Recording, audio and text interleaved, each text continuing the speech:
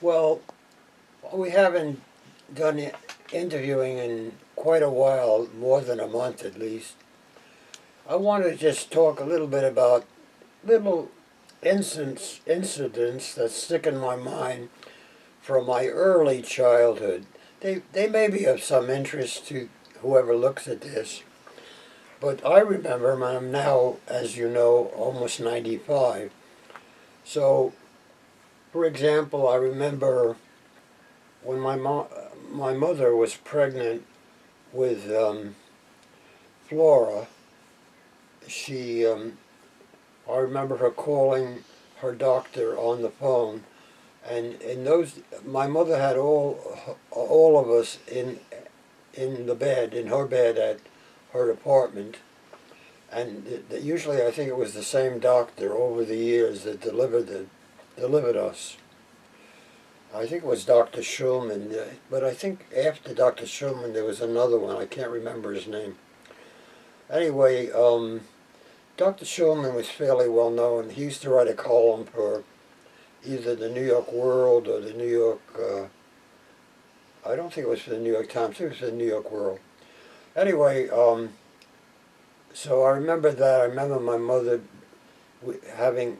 I think maybe in retrospect, her bag might have burst, and she was calling the doctor, and he came over, and I guess Flora, my sister, was delivered. I don't recall anything about my brother Jerry, his development before birth, but I do remember that when he was only about 2 years old, in those days they didn't have antibiotics. He developed an infection in his ear or behind his ear, and it had spread to the bone right behind the ear. I don't know exactly what that's called. And in those days that was quite serious because it could then go, they believed anyway, to the brain and cause death, possibly. So they had to do surgery. So what they did was, it was his left ear, I think, and they operated on his left ear and removed a piece of the bone that was infected, abscessed. And then it left a depression behind his ear because it was quite a big chunk of bone that they removed. And I recall that visiting him in the hospital, and he was his head was wrapped completely in bandages. And then I remember him at home in his crib, and he was standing up in the crib with a bandage on his head. And he was a cute little boy. And I was I think, about 6 years old. And he's about 4 years younger than me. That was an incident that I remember. Another incident was I went to private school till about third or fourth grade. And in the public school one time I was sitting, and although it happened very rarely, I wet my pants, and it was visible. And I remember this Irish teacher with very real red hair picking me up by my ear and pulling me up and making me stand in the corner because of this terrible act that I had committed. And another incident that I recall, when I started going to the public school, I think it was on 145th Street between Broadway and Amsterdam Avenue, I had to go up the hill from 706 Riverside Drive to Broadway, turn right and walk from 148th Street to 145th Street, 3 blocks, and then cross Broadway. There was no real risk then because there was always a policeman standing there with one of those stop-go signs. And there's hardly any traffic on the road anyway. So my mother permitted me to go to school myself, even though I was only, at that time, maybe 4 or 5 years old, I guess. And so one time I decided, I don't know what got into my head, I wanted to try an alternate route. So instead of the route I just described, I crossed Broadway at 145th Street and went down to Riverside Drive and turned right and walked along Riverside Drive to 148th Street and came sort of around like a back way. And then my mother wasn't home, and I went out looking for her. I went up the hill, and she was standing on the sidewalk crying with her friend Mrs. Shalney, who lived in the same apartment house. And Mrs. Shalney was consoling her. Apparently, a railway express truck had hit a little boy, and I think had a fatal accident. And she was sure that it was me. And she was crying, and she saw me coming up the hill, and she ran to me and was laughing and crying. And she slapped me and said, why didn't you go the regular way? That's all I remember. So after that, I guess I did go the regular way.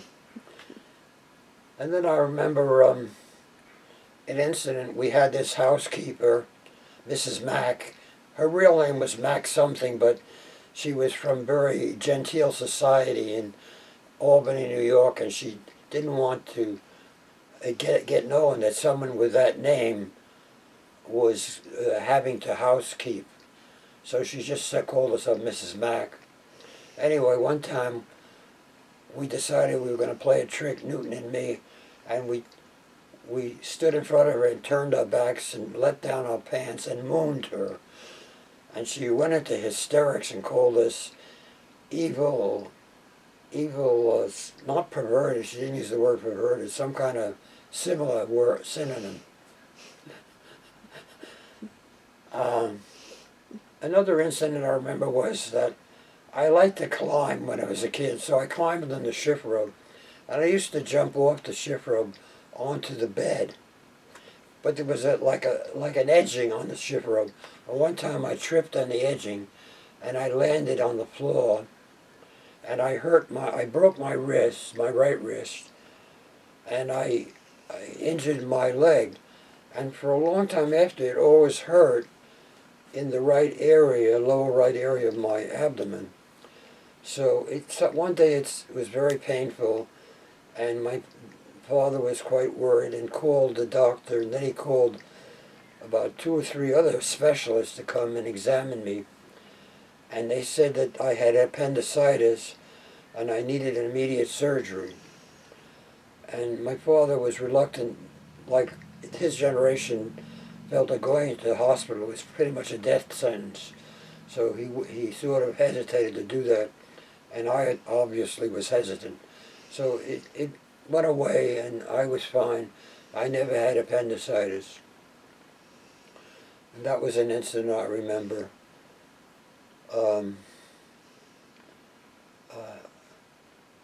There was an incident with, I guess with my sister Flora. I don't recall what it was I was going to talk about that. Well, you were talking about how you didn't really have any memories of her till she was older, that you didn't really see her in a way, I think is how you said well, it. I really had, I have to say, because Deborah asked me, I had no recollection of Flora when she was a little girl. I don't remember what she looked like, or what she said, or what she did. I don't think I even stopped to notice her until she became a teenager. And it was just a block that I had in my mind. It wasn't the right thing, but it was something that I should have done, but I didn't. So those are some of the little incidents that happened in my childhood. I'll probably think of a few more, but these are still in my mind. And there was one other incident, perhaps. After school, my mother arranged for me to be picked up by a group and taken to the park to play for a couple of hours. I did that, I think, for a year or two. So they came in a bus and drove a bunch of us to Central Park, and we played ball for about an hour or two until it got dark. Right after school, they came right to the public school. And one time, I guess I was a little bit rowdy in the bus, and the counselor slapped me, and I told my mother, and my mother got up and called the group and said she was taking me out of the group, and she confronted the counselor and said if he ever did anything like that again, she would personally see that he got beaten up. I remember that one. I felt good that she stood up for me. So these are little incidents that come to mind when I was a little child.